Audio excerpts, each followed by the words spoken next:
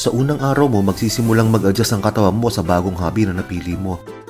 Medyo makakaramdam ka ng pananakit ng braso at likod at kakailanganin mo muna magpahinga ng panandalian, pero kakayanin mo pa rin magbisikleta sa mga susunod na araw. Pagtapos ng isang linggo, mawawala na ang pananakit ng katawan mo.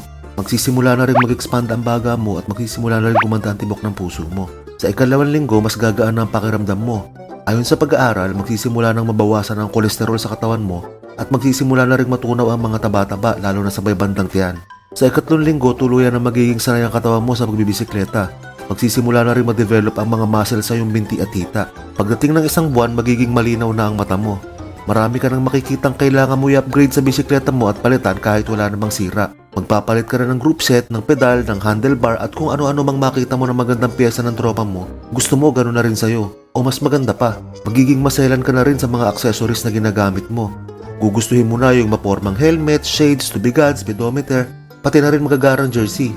Sa ikalawang buwan, mapapansin mo na bumibigat na ang sipa mo at gumagaan naman ang wallet mo. Kahit ganun pa man, hindi ka pa makukontento sa kung anong meron ka. Patuloy ka pa rin sa paghahanap ng mga murang accessories at pyesa sa Shopee, pati na rin sa marketplace. Sa ikatlong buwan, magsisimula na kayo mag-away ng commander mo dahil wala kang ibang inatupag kundi magbisikleta.